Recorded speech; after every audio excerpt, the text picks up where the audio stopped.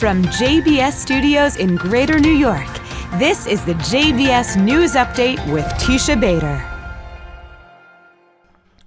Hi, this is Micah Halpern sitting in for Tisha Bader, and here is the JBS News Update for Tuesday, December 27th. 2022 was a very successful year for Israeli Aliyah. The number of new Olim, or new immigrants to Israel, rose dramatically. About 70,000 people from 95 countries immigrated to Israel in 2022. They arrived with the assistance of the Jewish Agency for Israel in cooperation with the Ministry of Immigration and Absorption. This year saw the most Olim in 23 years and was a dramatic increase from last year, 2021, when about 28,600 immigrants arrived in the country.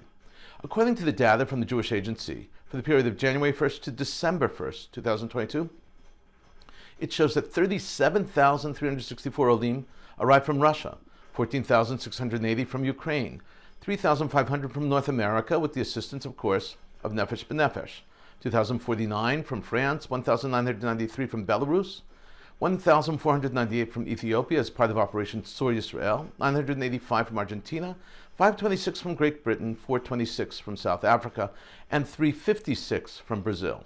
Final totals will be, of course, in at the end of the year. Obviously, the Russian invasion into Ukraine was the most significant force in Israel's Aliyah, resulting in over 37,000 Jews coming from Russia alone, and almost 15,000 coming from Ukraine. We wish every Jew that entered Israel as an Olah a wonderful life in Israel. Elon Musk tweeted that his SpaceX company is now close to having 100 active Starlinks in Iran. Starlink is the firm's satellite internet service. It's satellite-based, so it does not need local internet relays. This is crucial for Iranians. The Iranian regime controls the internet and all the social media. Now Starlink will permit the citizens of Iran to communicate without government intervention. It is especially crucial for the organizers of the protests, which are being held throughout the country, to communicate without disruption from the Iranian regime.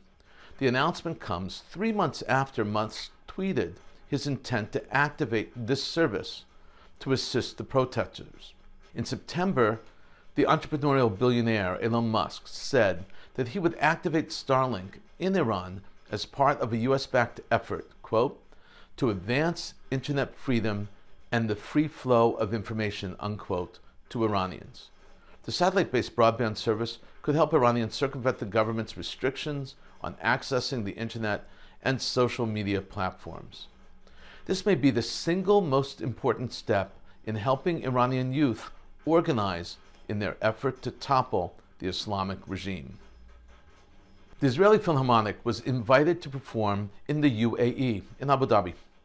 This certainly was a historic occasion. Nothing like this has happened since the 1930s and 40s, before the creation of the state, when the Palestine Philharmonic toured and played in places like Alexandria and Cairo.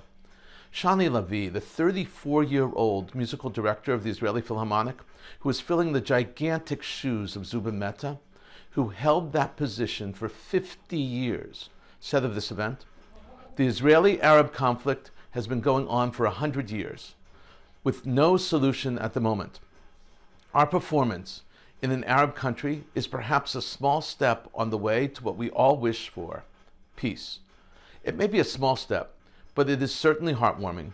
Music is a language of communication, a universal language that connects people beyond words. And this connection that it produces is our humble contribution."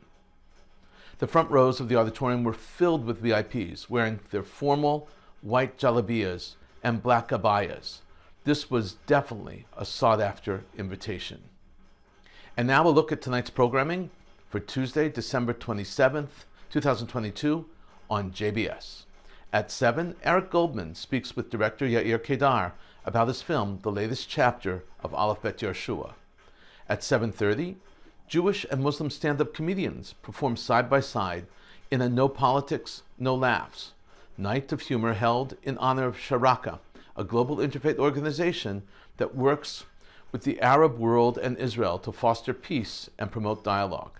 At 8, a discussion of the concepts of anti-Israel, anti-Zionism, and antisemitism, tactics to identify these kinds of hate, as well as strategies to fight them, with Shaya Lerner, Matt Gerber, Marie van der Zyl, and Meredith Weisel. At 9, Mark Golub sits down with author Tuvia Tenenbaum on L'chaim.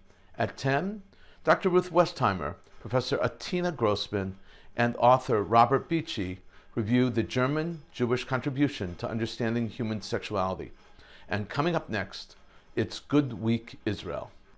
This is Micah Halpern wishing you good news and a good evening.